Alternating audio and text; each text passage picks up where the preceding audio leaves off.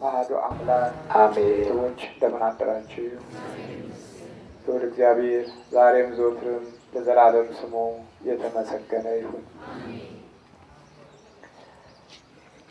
ትንቢተ ዳንኤል ምዕራፍ 5 ቁጥር 8 ላይ ፍቺውን ያጣ ትውልድ እናገኛለን። ርዕሳችን ፍቺውን ያጣ ትውልድ። ምን ያጣ ትውልድ?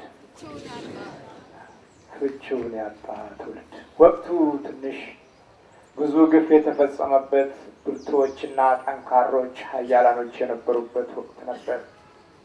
ወቅቱ የእግዚአብሔር ቤት እና ንዋየ ቅድሳቱ ተዘርፎ በናቡከደነጾር አማካኝነት ወደ ፋርስ ባቢሎን የነጎደበት ጊዜ ነበር።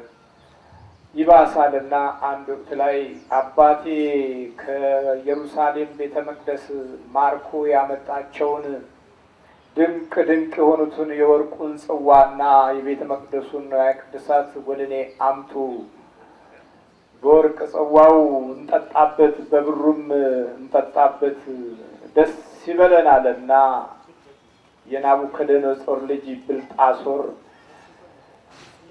እግዚአብሔር ቤተ መቅደስ የከበረውን ለሰማይ አምላክ የተሰጠውን ያንን ድንቅ የሆነውን የወርቅ ጽዋ እርሱ የዘመኑን ጠጅ ጠጣበት ዘንድ በእጁ ያዘ።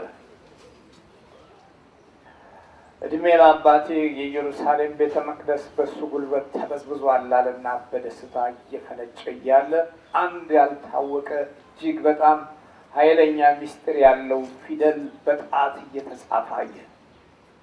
እየጠጣበት ነው፣ ደስ እያለው ነው። ከቁባቶቹ፣ ከሚስቶቹ፣ ከወይዘራሪቱ፣ ከመኳንንቱ፣ ከባለስልጣናቱ ሁሉ ጋር ደስታ ላይ ነው ያለው። ስጋዊ ደስታ። ለጊዜው ከሱ በላይ ምንም እንዳልነበረ የታወጀበት ጊዜ ነበር። አንዳንድ ጊዜ ከኛ በላይ ማን አለ ብለን የምንፎክርበት ሰዓት ሁሉ እንዳሉ እናውቃለን። እና ታዲያ እንዲህ እያደረገ እያለ ያ ጣት ከሰማይ መጣና ግድግዳው ላይ ሲጽፍ አየ። ጉድ ነው አለ። በቃ ደነገጠ። አንጀቱ ከህይወቱ ተለየ። ውስጡ ቀለጠ። ልቦናው ተረበሸ። ደስታ አገኛለሁ ብሎ ደስታው አሁን በመንፈስ ተለወጠ። ጣት ብቻ ነበረ ግድግዳው ላይ የሚጽፈው። ጣት ይጽፋል። ያ ጣት ይጽፋል ይጽፋል ይጽፋል። መስመሮቹን እያስተካከለ ይጽፋል። ሌላ ከላይ የሚጽፍ ጣት ነው የሚያየው። አሁን ከመጠጡ ይልቅ እዛ ላይ የማተኮርን ባህሪ እንደያዘ ወዲያው ውስጡ ቀልጦበታል፣ ተጨንቋል። ከዛ ይህ የተጻፈውን ነገርና ጸሐፊውን የሚያውቅ ተርጓሚ ይፈልጋለሁ። በዚህ በባቢሎን ምድር በፋርስ ግዛት ውስጥ የሚኖሩ አስማተኞች በሙሉ ይጠሩ አለ። ወዲያው አጫጭስ ነገርና መጠራት ተጀመረ። አሉ የሚባሉ ዘመናዊ አስማተኞች ሁሉ መጥተው ከንጉሱ ፊት ተደረደሩ። ግን ፍቺውን ሊናገሩ አልቻሉም። የዘመኑን ፍቺ ሊያውቁ አልቻሉም። የተጻፈውን ፍቺ ሊያውቁ አልቻሉም። ጊዜውን ሊያውቁ አልቻሉም። ስለዚህ ፍቺ የጠፋው ትውልድ ብለነዋል ርዕሱን። ምን የጠፋው ትውልድ? ፍቺ የጠፋው ትውልድ።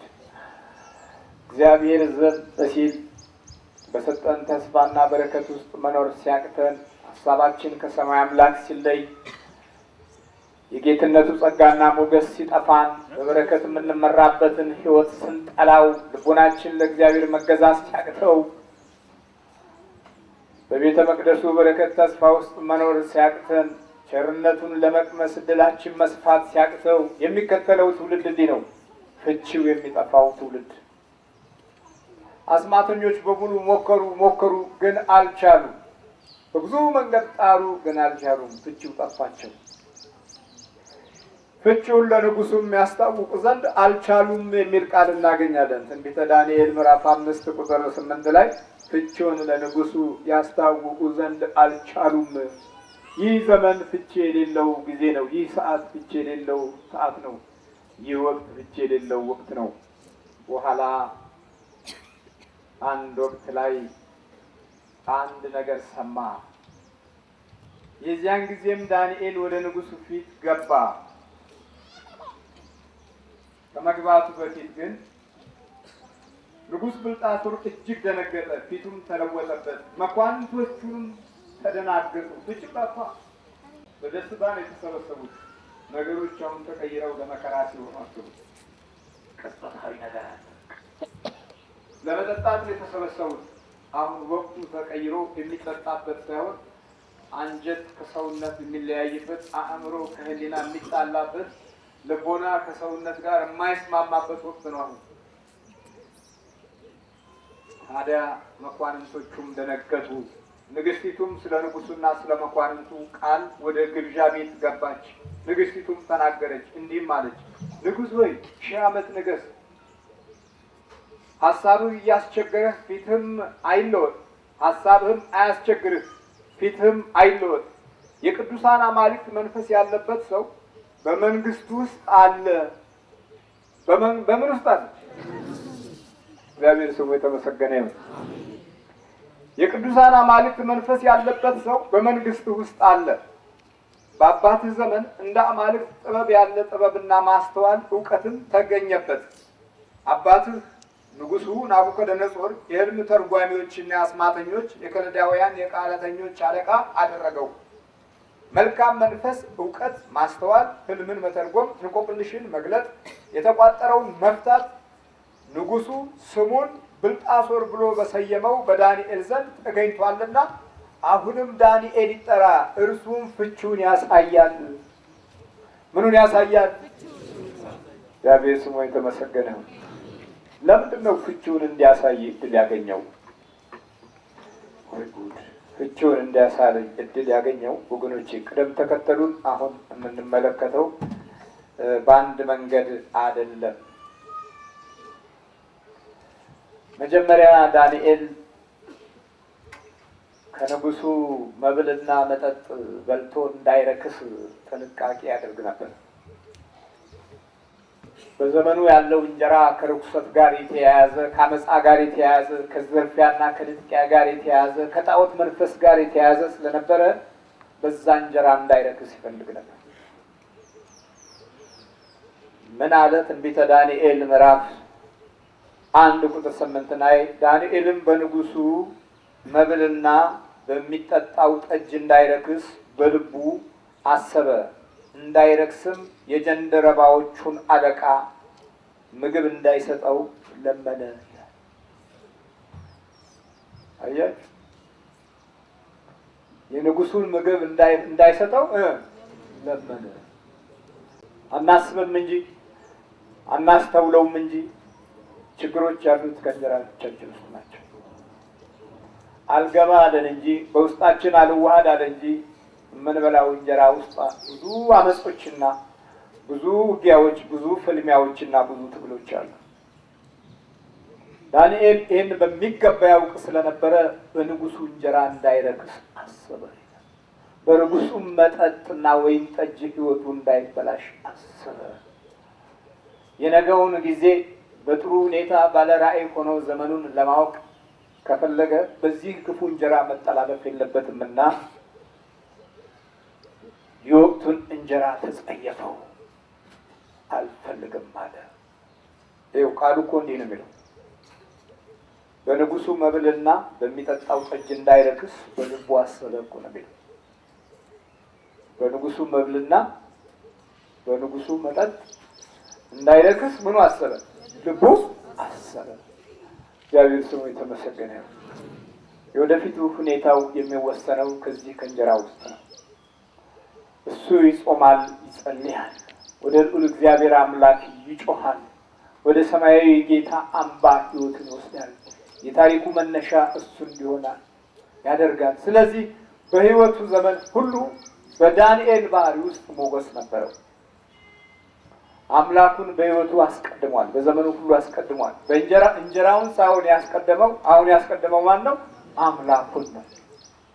ስለዚህ እንደውም አንድ ወቅት ላይ እንዲህ አለ፣ እግዚአብሔርም በጀንደረባዎቹ አለቃ ፊት ለዳንኤል ሞገስን ምሕረትን ሰጠው።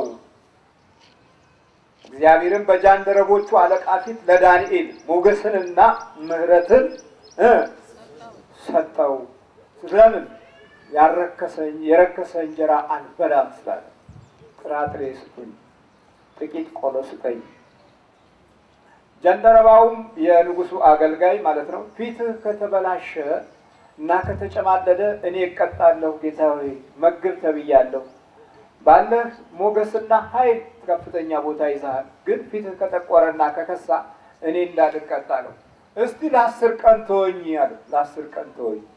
10 ቀን ሙሉ ተወና ሲያው ከበሉትና የንጉሱን ምግብ ከበሉትና ከጠጡት የበለጠ ውበትና ሞገስ፣ ምሕረትና ኃይል፣ ጸጋና በረከት ይታይበት ነበረ ፊቱ ላይ። ከበሉት የበለጠ ውብ ሆኖ ተገኝቶ ነበረ። ከዛም በኋላ መጋቢው ከሚገባ በላይ አደነቀው። እግዚአብሔር ፊት ሞገስ አግኝቶ ነበረ። በረከሰ እንጀራና በተበላሸ ሕይወትና ኑሮ ውስጥ ከተጠመድን ቆይተናል። ቢያንስ እንጀራችን እንኳ በክፉ መንገድ ባይመጣ እኛ ክፉ ሆነን እንበላዋለን። በተንኮል በተጠላለፈ ልብ ውስጥ መመላለሳችን በራሱ እንጀራችንን ያረክሰዋል። ከምቀኝነት ጋር የተያያዘ አእምሮና ባህሪ ስላለን ረጅሙን ዘመናችንን የኖርንበት ጊዜ በምህረትና በሞገስ አይደለም፣ በመኳተልና በሌሎች ላይ በመቅናት ላይ የተመሰረተ ሕይወትን ያሳለፍ። ዲያብሎስ ቀስ ብሎ ስር ሰዶ ሾልኮ አመጋገባችንም አበላላላችንም ላይ የተቀደሰ ነገር እንዳይኖር አድርጓል። በተስፋ የምንመላለስበትን ሕይወት በማጣት በራሳችን አኗኗር ውስጥ ተስፋ ያደረግናቸው ሥጋዊ ነገሮችን ብቻ ነው። ስለዚህ ከትልልቆቹ የምንፈልገውም የምንሻውም ነገር እንደዚሁ የረከሰውን ሆነ። ትልቅነት አብሮ ሲጀመር ከሕይወታችን ውስጥ አምባውን ሲቀጥል በርኩሱ በኩል እየሆነ ቀጥሏል። ታዲያ የዳንኤል ሕይወት ከዚህ ጋር የተያያዘ ነበር። ስለዚህ እዚህ ጋር ተፈላጊ ሰው ሆነ። ፍቺ በጠፋ ጊዜ ፍቺ ሊፈታው፣ ትርጉም በጠፋ ጊዜ ተርጓም ይባል። አደገኛ ወቅት በሆነ ጊዜ አደጋውን የሚያብርድ ገለጻውን የሚያስታውቅ ከዛ የመፈለግ ሞገስ የምህረትና ሞገስ ስላገኘ የመፈለግን ሞገስ ሰጠው። ከዛም አንድ ነገር ሊናገር ነው ንጉሱ። የዛን ጊዜም ዳዊት ወደ ንጉሱ ዳንኤል ወደ ንጉሱ ፊት ገባ። ንጉሱም ተናገረው። ዳንኤልም እንዲህ አለው፣ ንጉስ አባቴ ከይሁዳ ከማረካቸው ከይሁዳ ምርኮኞች የሆንህ ዳንኤል አንተ ነህን? አለው። አዲሱ ንጉስ ማለት ነው። የቀደመው ንጉስ ሞቷል።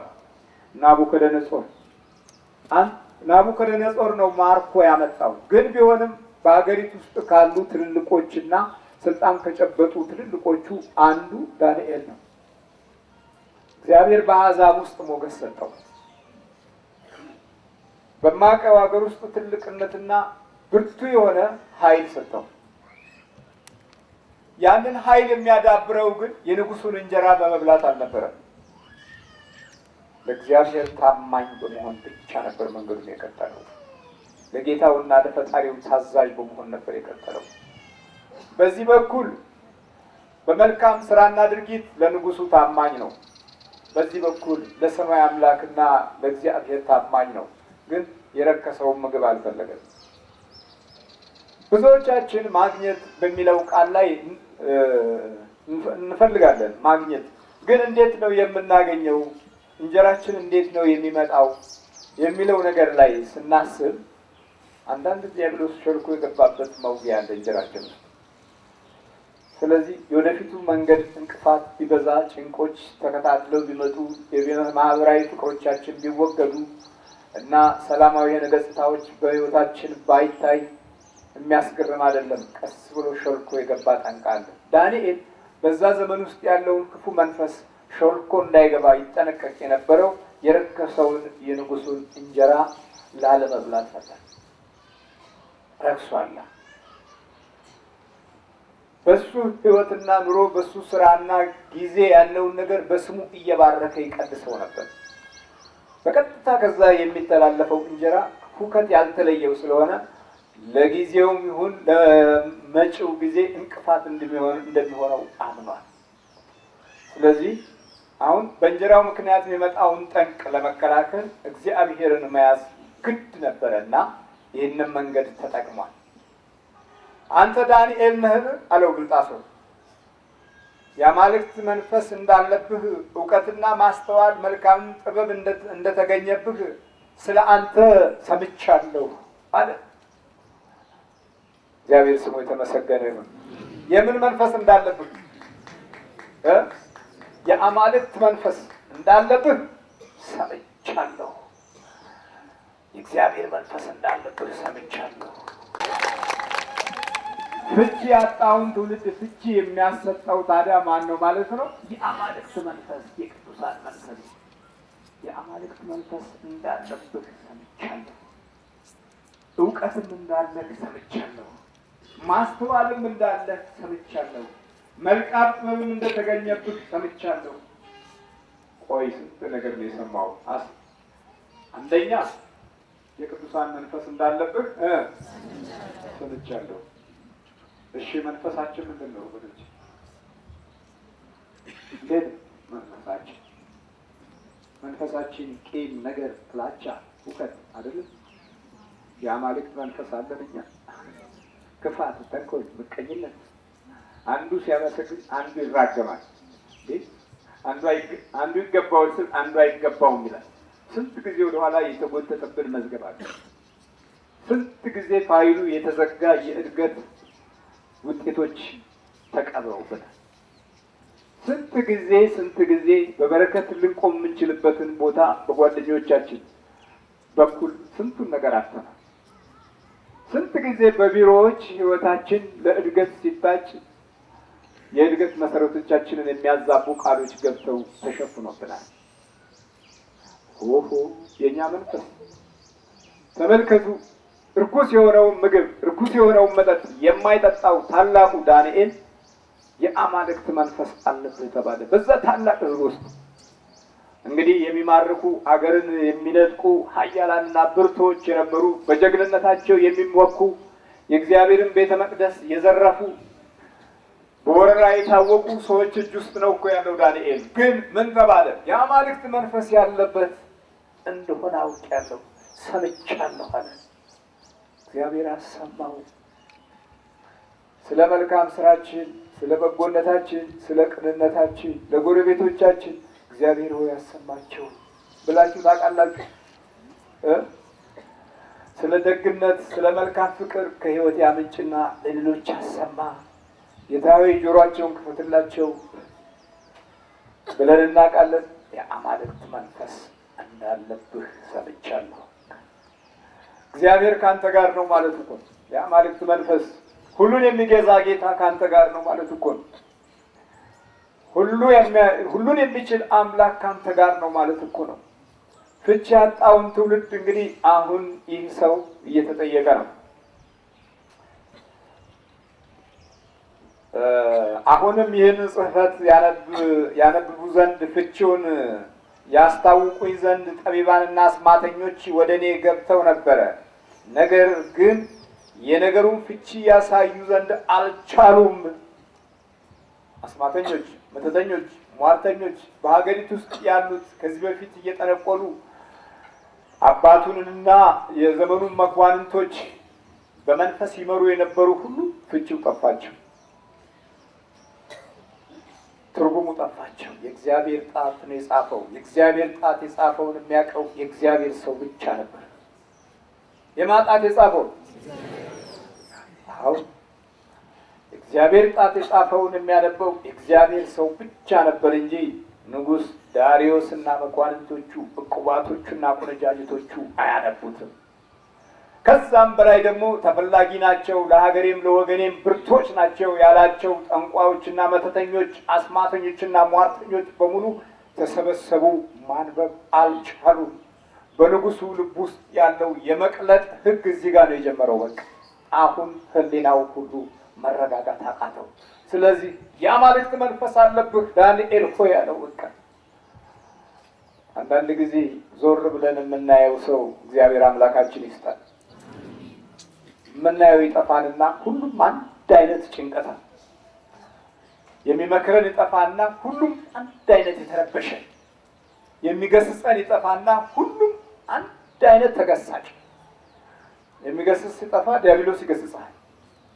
የሚመክር ሲያጠፋ ክፋት ይመክራል፣ ተንኮል ይመክራል፣ ምቀኝነት ይመክራል። ዞሮ ዞሮ ወደ ፍዳው ስትሄድ መከራ ይመክራል። ምከረው እምቢ ሲል ይላል የኛ የሀገራችን ቋንቋ። ምከረው እምቢ ሲል መከራ ይምከረው።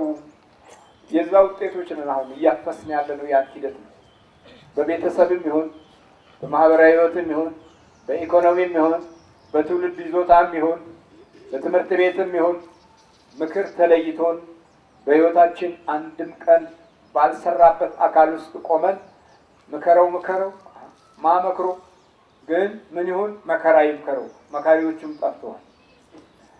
አሁን በንጉሱ ፊት የሚቆም እግዚአብሔር መንፈስ ያለበት ታላቁ ልጅ አዎ፣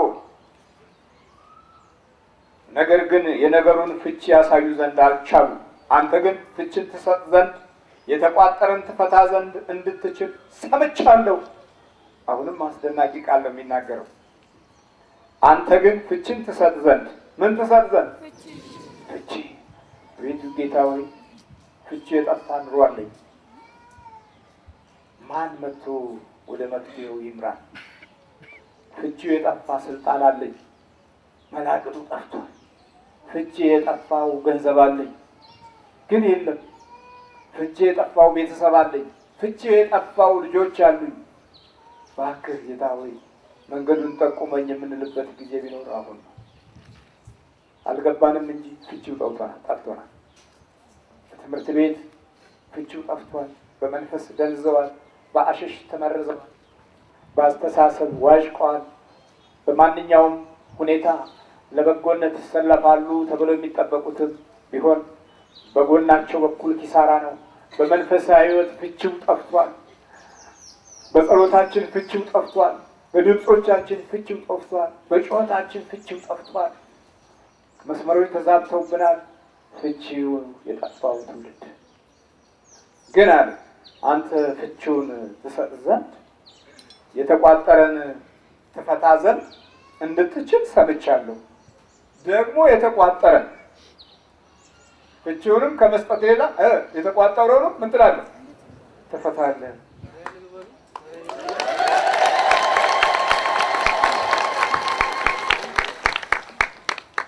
አዎ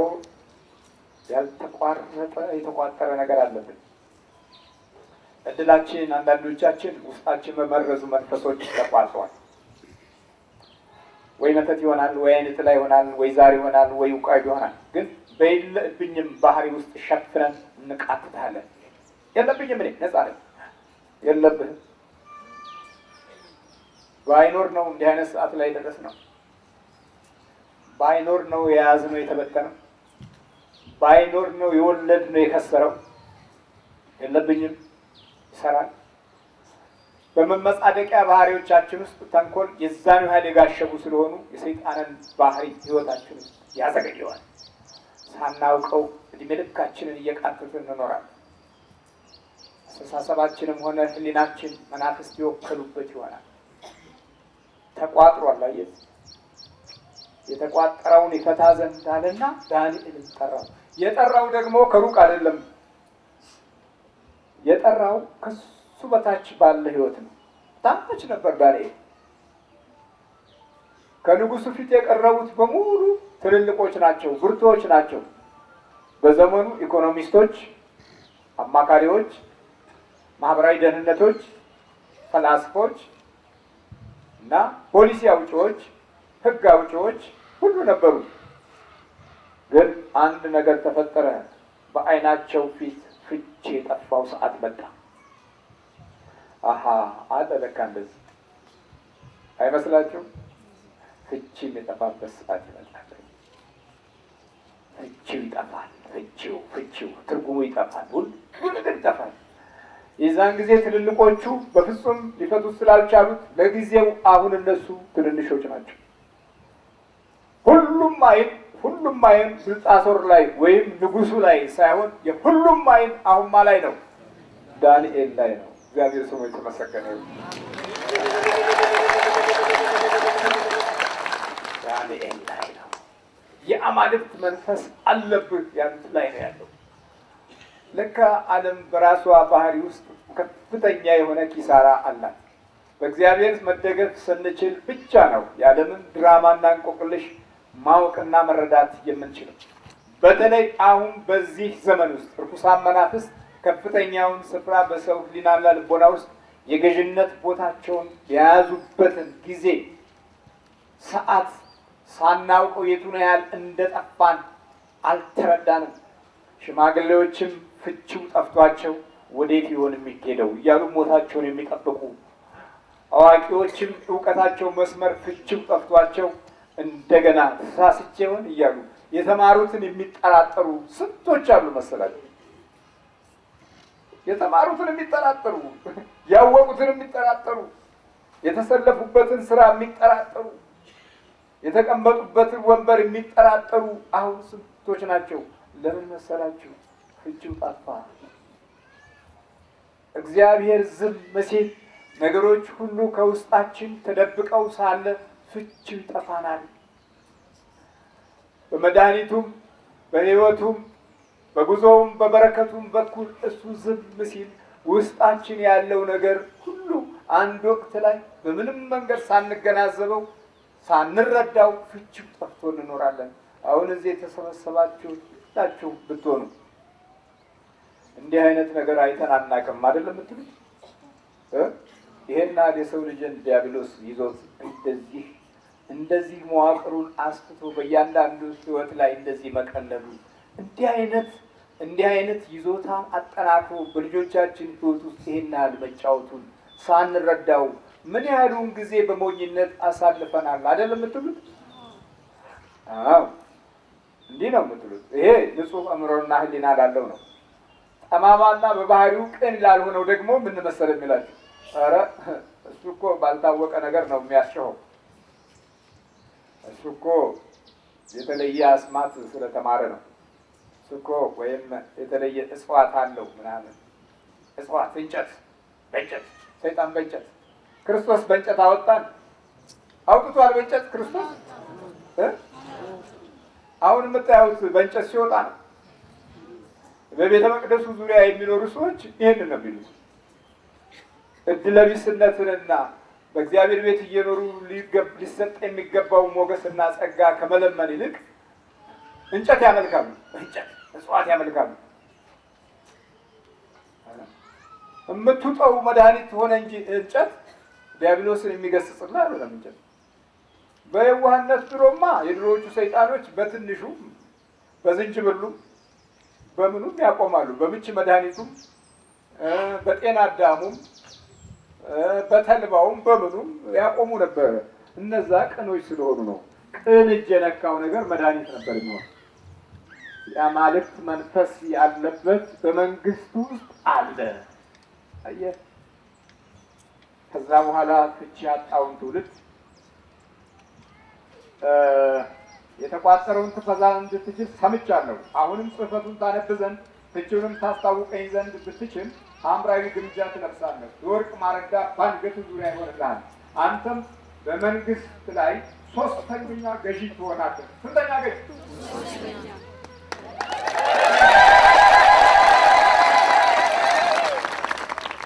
ሶስተኛ ገዢ መሆን እንዴት ነው? ከተማርኩ የመጣ ሶስተኛ ገዢ ናቸው።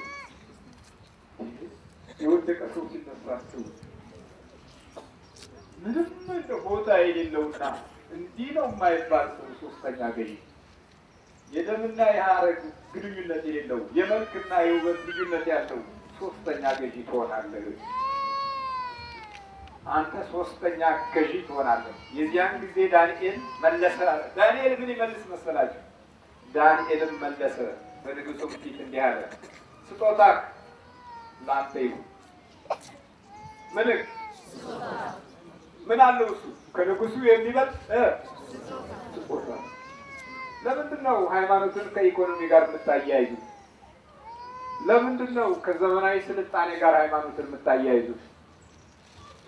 ለምንድን ነው ከአነጋገር ፈሊጥ ጋር ሃይማኖትን የምታያይዙት? ለምንድን ነው ከሰዎች ችሎታና ከበሬታ ወንበር ጋር የምታያይዙት?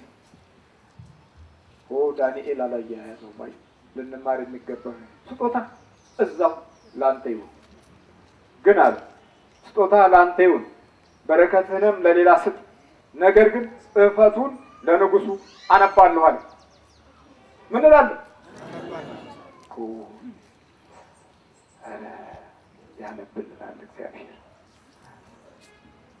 ግራ ለተጋባ ነው ነገር ሁሉ እሱ መግለጫ አለው። እኔ ያነባለሁ አለ።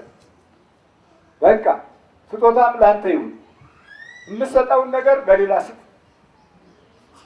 በቃ አየህ፣ የንጉሱን መብል እንዳይበላ የንጉሱን መጠጥ እንዳይጠጣ እንዳይረክስ በልቡ ስላሰበ ወደ ጥራጥሬው ሄደ። ዛሬ እንዴት ነው ነገሩ? ጠጋ እንልና ብቻ ከተገኘ መቦጨቅ ነው እንጂ መንጠቅ ነው እንጂ መዝረፍ ነው እንጂ መቀማት ነው እንጂ ማሳደድ ነው እንጂ። ግን መቼ እንደምንጠቀምበት ረጋ ብለን አላሰብንም። መቼ እንደምንበላው ረጋ ብለን አላሰብንም። ጌታ አንድ ወቅት ላይ አንተ ሰነፍ የሰበሰብከውን ለማን እንደማከማቸህ ስለማታውቅ ነፍስህ ዛሬ ሌሊት ትወሰዳለች ያለው ቃል ይመጣል። ዛሬ ሌሊት ኢትዮጵያውያንን ዛሬ የሚረዱ ሰዎች ከውጭ መጥተው ነው። እዚህ ያሉ ሀብታሞች ሲረዱና ሲያጽናኑ ሲያበረታቱና ሲለግሱ አይታዩም። ለምን እንደሆነ ታውቃለህ? በረከሰ መንገድ የመጣ ስለሆነ አካሄዱን በረከሰ አቅጣጫ እንዲጠፋ ነው። ግድ ነዋ። ይሄ ነው መሰረቱ።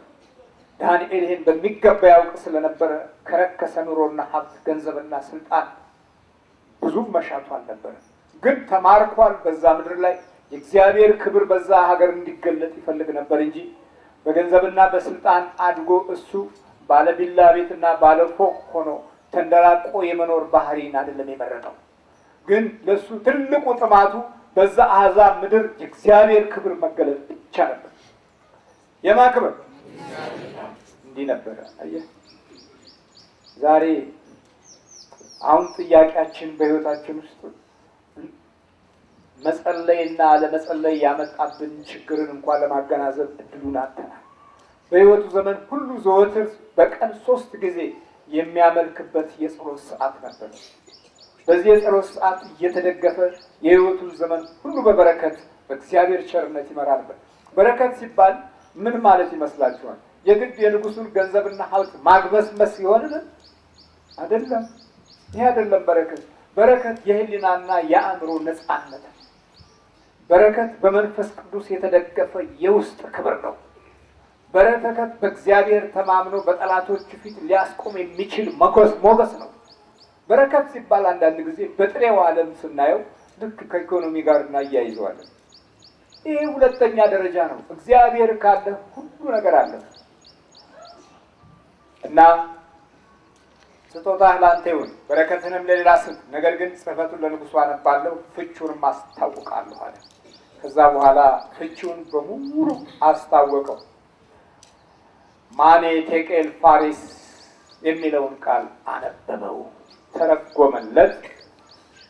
ከዛ ዳርዮስን በመንግስቱ ሁሉ ዘንድ እንዲህ ሆነ፣ 120 መሳፍንት በመንግስቱ ላይ ይሾም ዘንድ ወደደ።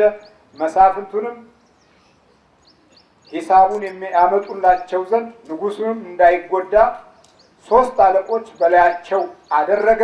ከነርሱም አንደኛው ዳንኤል ነበረ። በንጉሱ 3ኛ ሆነ። እግዚአብሔር ስሙ የተመሰገነ። ዳንኤልን የሾመው ብልጣሶር ነው እግዚአብሔር ነው? እግዚአብሔር። ለምን ብልጣሶር ዳንኤልን ወደደው? የአማልክት መንፈስ ስላለበት፣ የቅዱሳን መንፈስ ስላለበት። ከዛ በኋላ ምቀኛ ተነሳ። ወገኖች እግዚአብሔር ከምቀኛ ያድነን። አሁን የምንፈልገው ፍቺውን ያጣ ትውልድ ያው ፍቺውን አግኝቷል፣ ግን ደግሞ በሂደት ውስጥ የሚመጣ ችግር አለ። ትንቢተ ዳንኤል ምዕራፍ 6 ቁጥር 3 ላይ ዳንኤልም መልካም መንፈስ ስላለው ከአለቆችና ከመሳፍንት በለጠ። ምን መንፈስ ስላለው? እግዚአብሔር ማስተዋሉን ይስጣል። እስቲ በሉ ዳንኤልም መልካም መንፈስ ስላለው ከአለቆችና ከመሳፍንት በለጠ። ለካ የሚያስበልጠን ምንድን ነው ማለት ነው? እግዚአብሔር መንፈስ። ዛሬ ደግሞ በእርግማን ቀዳሚዎችና በተቃዋሚነት ወንበር ውስጥ ከተቀመጥን ቆይተናል። አይመቸንም። አሁን መልካም ነገር አይመችንም። መልካም ነገር አይጣፍጠንም። መልካም ነገር ይመረናል። ወይ መልካም ነገር ሌሎች ሲሰሩት አንወድም። መልካም ነገር በሌሎች በኩል እንዲታይ አንፈልግም። መልካሙ ነገር እንዲቀጥል ሳይሆን እንዲቀጭጭ ቀዳሚ ትግል በመፍጠር ችሎታ አለን። ግን እንዲህ ያደረገው እግዚአብሔር ለዳንኤል ዳንኤል መልካም መንፈስ ስላለው ከአለቆችና ከመሳፍንት በለጣቸው አይደል? ማንም ስለያዘ አንደኛ እግዚአብሔር በዚች ምድር ላይ ያሉትን ድራማዎች ያጠፋል። ሁለተኛ በጠላትነት የተነሱትን ሁሉ ከእግር በታች ያንበረክካል። ሶስተኛ በሞገስና በጸጋ ፊት ለፊት ይቀድማል። አራተኛ የተቀባይነት መንፈስን በእያንዳንዱ ሕሊና ውስጥ ይዘራል። ሌላው ደግሞ የክብርና የሞገስ ስልጣንን ከሰማያ ይሰዳል፣ ይለቅለታል። ይህን ሁሉ ተቀብሏል። ስለዚህ መልካም መንፈስ በሕይወት ውስጥ አለ። በኋላ ንጉሱም በመንግስቱ ሁሉ ላይ ይሾመው ዘንድ አሰበ። የዚያን ጊዜም አለቆችና መሳፍንቱ ስለ መንግስቱ በዳንኤል ላይ ሰበብ ይፈልጉ ነበረ። አለቆችና መሳፍንቶቹ ደግሞ ጠሉት። አለ እኮ ጠላት። አንዳንዴ ገንዘብህ ለአንተ ጠላት ይሆናል። አንዳንዴ የቅርብ ወዳጅህ ባህሪን ለማጣመም ጠላት ይሆናል። አንዳንድ ወቅት ደግሞ ራሱ ኑሮ በባህሪው ክፋትን ይጎትታል፣ ተንኮልን ይጎትታል፣ ምቀኝነትን ይጎትታል። ቀስ በቀስ ያንተን መልካምነት ሁሉም ይፋለመዋል። በሂደት ከዛ ሁኔታ ጋር የምትተባበር ከሆነ መልካሙ መንፈስ ከህይወት ስለሚርቅ ጉዳዩ አስጊና እጅግ በጣም አደገኛ ይሆናል። ዳንኤል ብዙ ልምምዶች ስላሉት በህይወቱ ዘመን ሁሉ መልካሙን ነገር ለመጠበቅ በየዕለቱ ለልዑል እግዚአብሔር አምልኮት ይሰጣል። ያመልካል። በየቀኑ የአምልኮት ሞገስ አለው። በየቀኑ ይጸልያል። በየቀኑ በጸሎትና በጾም ራሱን በመንፈሳዊ ህይወት ይመራል። የአምላክን መሪነት ዞትር ለማስቀደም ህሊናው ተገዥ ነው። አየህ፣ አሁን ተንኮል ተነሳ። ሰበብ ይፈልጉ ጀመር አለ። በመንግስቱ ውስጥ ሰበብ ይፈልጉ ጀመር። ሊከሱት እኮ ነው። ሰበብና በደል ያገኙበት ዘንድ ግን አልቻሉም ማለት። ሰበብና በደል ያገኙበት ዘንድ አልቻሉም።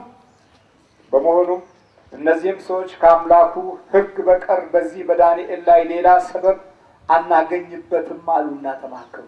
በአምላኩ ሕግ ገብተን ቀስ ብለን በንጉሥ ብልጣሶር እጅ ውስጥ ፍርድ እናስፈርድበት ብለው ተማከሩ። ከአለቆችና ከመሳፍንት በለጠ። መልካም መንፈስ ስላለው በለጠ የሚለው ነገር አስደነገጣቸው። ዛሬ የሚያስፈራን ነገር በለጠ አይደለም? በለጠ የሚለው ነገር ያስፈራናል። በገንዘብ በለጠ፣ በስልጣን በለጠ፣ ውስጣችን ይቃጠላል። በእውቀት በለጠ፣ በአካሄድ በለጠ፣ አቤት እንነዳለን። ስለዚህ ነገር እንፈልጋለን፣ ሰበብ እንፈልጋለን፣ በደል እንፈልጋለን። በደል ይፈልጉበት ዘንድ መቆፈር ጀመሩ። ስለዚህ ዋናው ነገር አሁን ያገኘ ነው አሉ። በአምላኩ ፊት ዘወትር በቀን 3 ጊዜ ስለሚያመልክ እንዲህ እናድርገው፣ ንጉሥ ሆይ አንተ በዚህ ቀን የትኛውንም አማልክት የሚያመልክ ሁሉ እንዳያመልክ እዘዝ። ታማኙንና የማይታመነውን የምትለየው በዚህ መንገድ ነው። ስለዚህ ዛሬ ቀጥታ የንጉሱ በዓል ነው፣ ይከበራል። ማንም ሰው ወደ ጸሎት አይሄድም በልና እዘዛል። ማንም ሰው ወደ ስግደት አይሄድም በልና እዘዝ። አያችሁ፣ በአምልኮቱ ሲመጡ መሳፍንቱና መኳንንቱ እኮ ናቸው። አንዳንድ ጊዜ በትልቅነታችን ውስጥ ምቀኝነት ይቀድማል፣ ክፋት ይቀድማል፣ ጠማምነት ይቀድማል፣ እልህ ይቀድማል። ቅናት ይቀድማል፣ የሟርተኝነት መንፈስ ይቀድማል። እና አሁን ትንቅንቅ ጀመሩ። ሰይጣን ዳንኤልን በሕይወት ውስጥ ለማቆልቆርና አካሄዱን ለመረበሽ የተጠቀመበት መንገድ አምልኮቱን ለማስቀረት የሄደበት ዘዴ ነበር። ስለዚህ በዚህ መንገድ እንሂድ ከንጉሱ ጋር ተማከሩና ንጉሱ በደብዳቤ ጻፈ። በዚህ ችለት ማንኛውም ያንተን ክብረ በዓል ማክበር አለበት። አባትህ ናቡከደነጾር በእንዲህ ያለን ወቅት ለአማልክቶች ያደረገውን ነገር ትዝ ይበልህ አሉና የኋላው ታሪካቸው የጣዖት ጊዜያቸውን ቀስቅሰው በአዲስ ሁኔታ ለብልጣሶር ነገሩት። ብልጣሶርም የዛሬው በዓል የተከበረች ነች፣ ማንም እንዳይነቃነቅ፣ ከተነቃነቀ ግን የአንበሳ እራት ይሆናል።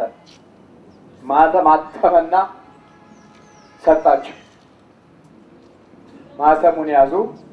ከዛ በኋላ የሚከታተሉት ግን ይህ ሁሉ ጽሑፍ የተጻፈው ይህ ሁሉ ምክር የተመከረው ማንን ለማጥፋት? መልካም መንፈስ ስላለው ካለቆችና ከባለስልጣናት ከሞካንንቶቹ በለጠ። ይሄ ነው አሁን ምቀኝነት ያመጣው በለጠ ነው። በለጠ አያችሁ። እዛ ደብዳቤውን ያዙ። ዳንኤል በቀን 3 ጊዜ የሚጸልይባት ሰዓት ደረሰች። ከስብሰባቸው ወጣና ወደ ጸሎት ቦታው ሄደ። ንጉሥ ሆይ በግዛት ውስጥ የሾምከው በአባትህ በናቡከደነጾር ተማርኮ የመጣው ዳንኤል ሕግ አፍርሷል። አሁን ለአንበሶች ጉድጓድ አይጣልም ካልክ በማህተብ አማካኝነት አንተ ራስህ በሕጋችን መሰረት ተጠያቂ ነህ። አንድ ጊዜ ጽፏል አይደል? በቃ ጽፏል።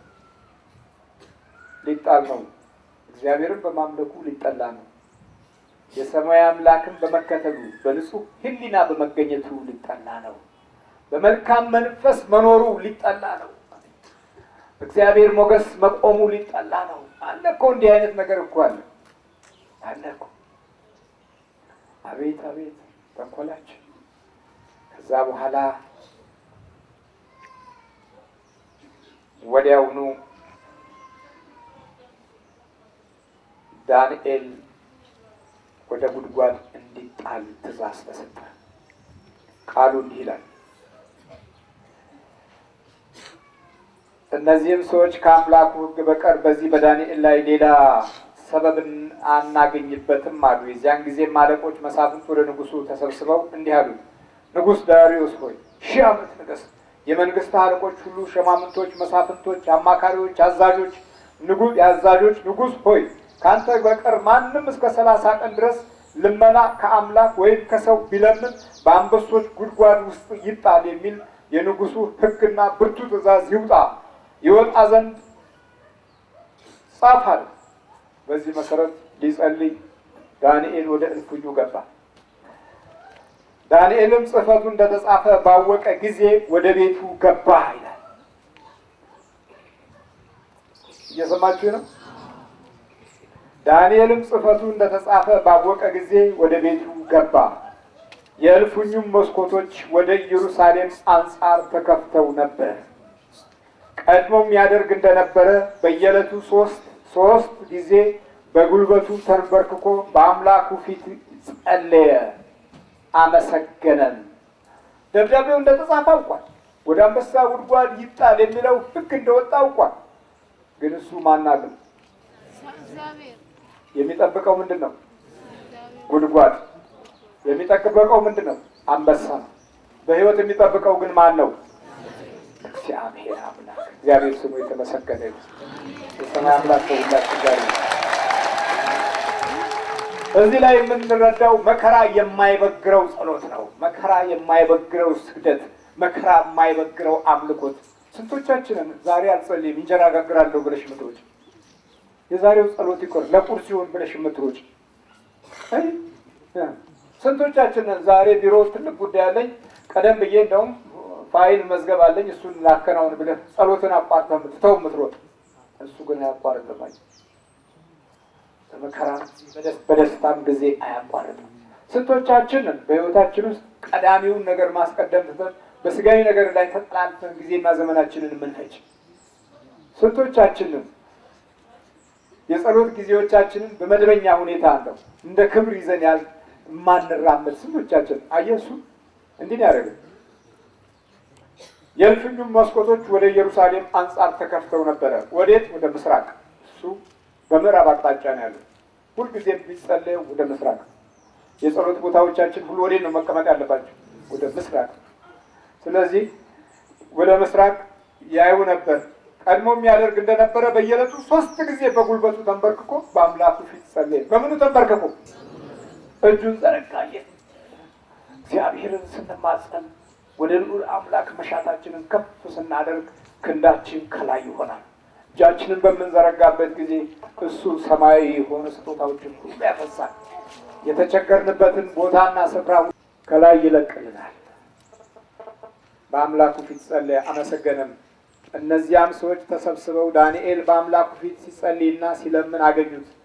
ወደ ንጉሱም ቀርበው ስለ ንጉሱ ትእዛዝ፣ ንጉሥ ሆይ ከአንተ በቀር እስከ 30 ቀን ድረስ ከአምላክ ወይም ከሰው የሚለምን ሰው ሁሉ በአንበሶች ጉድጓድ ውስጥ እንዲጣል ትእዛዝ አልጻፍህምን? ስለዚህ ሕግ ፈርሷልና ዳንኤል የሚባለውን ለአንበሳ ጉድጓድ ስጠዋል። ወዲያው ንጉሱም ይህን ቃል በሰማ ጊዜ በጣም አዘነ። ማንን ይወድ ስለነበር? ፍቺውን ሁሉ የፈታለት ሰው ስለነበረ፣ የዘመኑን ቋጠሮና እንቆቅልሽ የፈታለት ስለነበረ በጣም አዘነ። ለካ የተፈለገው ዳንኤል አንበሳ እንዲበላው፣ ለካ የተፈለገው የአማልክት መንፈስ ያለበት አንበሳ እንዲበላው ነው። ለካ የተፈለገው ከምድረ ገጽ እንዲጠፋ። ለካስ መብለጡን የማይፈልጉ ሰዎች እንዳለ ተማክረውበታል። አየህ፣ አንዳንድ ጊዜ ዲያብሎስ ይብረታል። ደግሞ እኮ የሚገርመው ከሩቅ ሳይሆን ከዛው ከጸሩ መነሳት ነው። አንዳንድ ንስሐ አባቶቻችሁ ወደዚህ እንዳትሄዱ አልከለከሏችሁ? አልከለከሏችሁ? መተት ነው፣ የሱዳን መተት ነው፣ የናይጄሪያ መተት ነው፣ የግብፅ አስማት ነው አላሏችሁ? አላሏችሁ? የንስሐ አባቶች ናቸው። የንስሐ አባት ነፍስን የሚያድን መንፈስ ቅዱስን የሚልክ በረከትን የሚያሰጥ የሚባርክ እዛ መተት ነው። ወደዛ እንዳትሄዱ ስንቴ ነው ስብከታችሁ? በየመንደሩ እየዞሩ ጉድ እኮ ነው። እና አዘነ። ያድነውም ዘንድ ልቡን ወደ ዳንኤል አደረገ። ሊያድነውም ፀሐይ እስኪገባ ድረስ ደከመ። የዚያን ጊዜም እነዚያ ሰዎች ወደ ንጉሱ ተሰብስበው ንጉሥ ሆይ ንጉሱ የጻፈውን ያጽና፣ ትእዛዙም ወይም ስርዓቱ ይለወጥ ዘንድ እንዳይገባ የሜዶንና የፋርስ ሕግ እንደሆነ እወቅ። ይህ ሕግ አይፈርስማል። ከዛም የዚያን ጊዜም ንጉሱ አዘዘ። ዳንኤልም አምጥተው በአንበሶች ጉድጓድ ላይ ጣሉት። ወዴት ገባ? እውነትን ሁልጊዜ ወደ ጉድጓድ እንደቀበርን መኖር እንችላለን። እውነትን ለአውሬ ሰጥተን እኛ ኃያላንና ብርቶች ልንሆን እንችላለን። ይቻላል ይመስላችኋል? እውነትን በራሱ ባህሪ እንዲቆም ማንፈልግ የምቀኝነት መንፈስ የተጣወተን ሆነን እስከ መቼ እንደዚህ ልንዘልቅ እንችላለን? አያችሁ፣ መልካም መንፈስ ያለውን ዳንኤልን ወደ ጉድጓድ ጣሉት። ከታች አውሬዎች እንዲቀበሉ ታደረጉ። ግን እውነት ይጨልማል። ጉድጓድ ውስጥ ቢገባ፣ እሳት ውስጥ ቢገባ እውነት ይጨልማል። ከላይ ያለው ኃያል ነው፣ ከሰማይ ያለው ብርቱ ነው። እውነት አይጠፋም። እና ወደ ጉድጓድ ውስጥ ጣሉት። የዚያን ጊዜም ንጉሱ ድንጋይም አምጥተው በጉድጓዱ አፍ ላይ ገጠሙበት። ንጉሱም በዳንኤል ላይ የተደረገው እንዳይለወጥ በቀለበቱና በመኳንንቱ ቀለበት አተመው። ንጉሱም ወደ ቤት ሄደ፣ ሳይበላም አደረ። መብልም አላመጡለትም፣ እንቅልፍም ከሱ ራቀ። መልካም ነገር ካልሰራን መተኛት እንችላለን ወገኖች። ዛሬ ብዙ ሰዎች አይተኙ። ሀብት አላቸው አይተኙ፣ ገንዘብ አላቸው አይተኙ፣ ስልጣን አላቸው አይተኙ፣ ማዕረግ አላቸው አይተኙ፣ እንጀራ አላቸው አይተኙ፣ ቤት አላቸው አይተኙ። የለም ግድ የላችሁም። የማያስተኛን አንድ ነገር አለ። መልካም ነገር እስካልሰራን ድረስ አንተኛ። በጎ ነገር እስካላደረግን ድረስ አንተኛ። መኝታ በራሱ እኮ ታላቅ እረፍት ነው። የዚችን የጉስቁልናዋን ዓለም የምንረሳበት እኮ ነው መኝታ። እፎይ ተመስገን ብሎ የሚተኛ እንዴት የታደለ ነው አለ። ዛሬ ተመስገን ተኝቶ መቃዠት ነው፣ ቆሞ መቃዠት ነው። አብዛኛው ቀን የሚያወራው ሌሊትም እጁን እያወራጨ የሚያድራለው ያወራል፣ በእጁ ያወራል፣ ተኝቶም ያወራል፣ አንደበቱም ይጮሃል፣ ውስጡ ይቃትታል፣ ነፍሱ መከራ ታያለች። ቀን የሰራነው ነገር ሁሉ መልካም እስካልሆነ ድረስ በእያንዳንዷ ሰዓት እረፍት የለንም። በመጨረሻም እንቅልፍ አልወሰደውም። በነጋውም ንጉሱ ማልዶ ተነሳ፣ ፈጥኖ ተነሳ። ያውቀዋል እኮ ዳንኤልን፣ እያወቀው እንደማያውቀው እየተረዳው እንዳልተረዳው ስንት አለ መሰላችሁ። አቤት የሚያውቁን እንደማያውቁ ሲሆኑ እኔ ብዙ አሳልፌያለሁ። የሚያውቁኝ ሰባኪዎች ዛሬ አያውቁኝም። ሰዎች ወደ እኔ ሲመጡ የሰዎች ችግር ሲፈታ፣ ውስጣዊ የሆነ ሴራው ሲጋለጥ፣ የተንኮለኞች ኃይል ሚስጥር ሲወጣ አይተው ቤት አባቱ ነው በዚህ አቋራጭ የመጣ። አብረን ነበር እኮ በስብከተ ወንጌል ብዙዎች አብረን ነበር። ሰዎች ተሰብስበው ሲያወያዩ ደማቸው የሚፈላ የተለየ ነገር ማገኝ የሚመስላቸው፣ የተለየ እንጀራ፣ የተለየ ገንዘብ፣ የተለየ ሀብት ማገኝ የሚመስላቸው ግን ችግር ነው። እነሱ እንደሚያስቡት አይደለም። እና ከዛ የሚያውቀው ነው አውቆት ነው ወደ ጉድጓድ የከተተው። ማልዶ ተነሳ፣ ፈጥኖም ወደ አንበሶች ጉድጓድ ሄደ። ወደ ጉድጓዱም ወደ ዳንኤል በቀረበ ጊዜ በሐዘን ቃል ጠራው። በምን ቃል?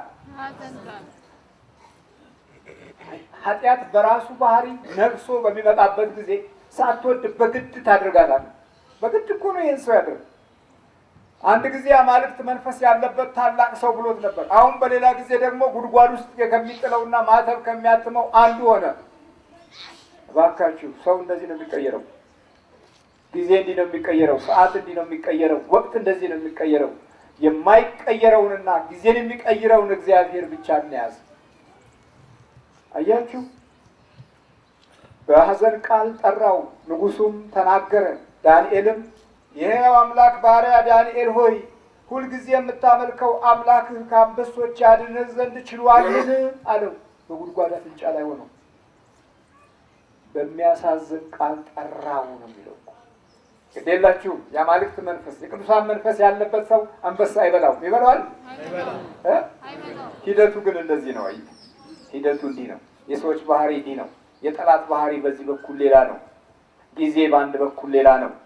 የትልቅነት ማዕረግ የሚፈጥራቸው ችግሮች ሌላ ነው። በስልጣንና በመሳፍንትነት በገንዘብ በኩል የሚመጡ ችግሮች እንደዚህ በሌላ መንገድ ነው። አየህ፣ አሁን የአማልክት አምላክ ከአንበሶች ያድን ዘንድ ችሏልን? አለው።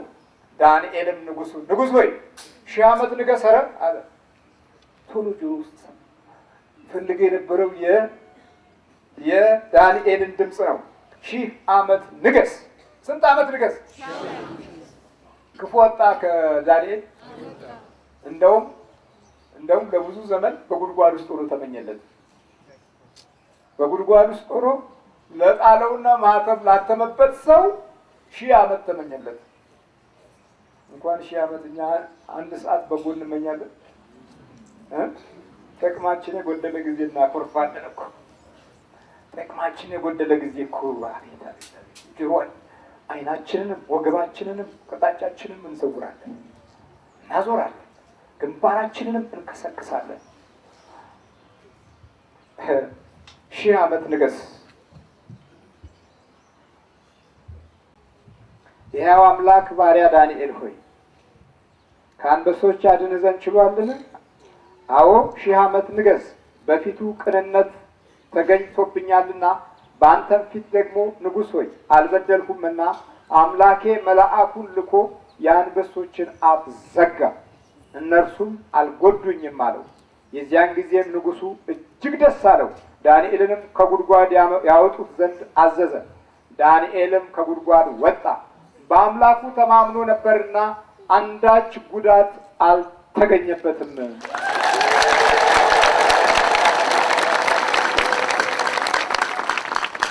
በማ ተማምኖ ነበር? አንዳች ጉዳት አልተገኘበትም። ንጉሡም አዘዘ። ዳንኤልንም የከሰሱ እነዚያን ሰዎች አምጧቸው፣ እነርሱንና ልጆቻቸውን ሚስቶቻቸውን በአንበሶች ጉድጓድ ጣሏቸው። ወደ ጉድጓድ መጨረሻ ሳይደርሱ አንበሶች ያዟቸው፣ አጥንታቸውን ሁሉ ሰባበሩ። እስቲ እንደ ዳንኤል የሚድኑ ከሆነ አምጡ ካሳሹቱ ናት። እስቲ ዳንዋል የአማልክት መንፈስ ያለበት ዳንኤል፣ የቅዱሳን መንፈስ ያለበት ዳንኤል ከአንበሶች ጋር ተጫወተ። መልአኩን ልኮ የአንበሶቹን አፍ ምን አደረጋለን? ዘጋ። እውነት ጉድጓድ ውስጥ ብትገባ ትወጣለች። ልንቀብራት እንችላለን፣ ግን ሕያው ትሆናለች። ለአውሬ ልንሰጣት እንችላለን፣ ግን ደግሞ ትወጣለች። አትወጣም ብላችሁ እግዚአብሔር ስሙ የተመሰገነ ነው።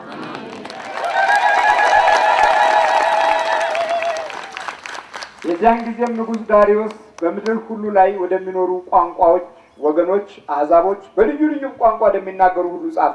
እንዲህም ማለት ሰላም ይብዛላችሁ። በመንግስቴ ግዛት ሁሉ ያሉ ሰዎች በዳንኤል አምላክ ፊት እንዲፈሩና እንዲቀጠቀጡ አዝዣለሁ።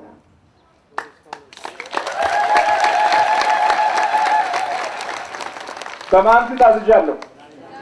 በዳንኤል ፊት ለእግዚአብሔር እንዲሰግዱ፣ የዳንኤልን አምላክ እንዲያከብሩ፣ እንዲገዙና እንዲወዱት አዝዣለሁ። እርሱ ሕያው አምላክ ለዘላለም የሚኖር ነውና መንግስቱም የማይጠፋ ነው። ግዛቱም እስከ መጨረሻ ድረስ ይኖራል።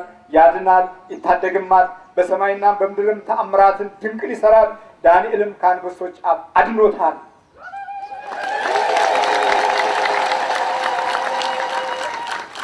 ይህም ዳንኤል በዳርዮስ መንግስትና በፋርሳዊው በቂሮስ መንግስት ኑሮው ሁሉ ተቃናለት።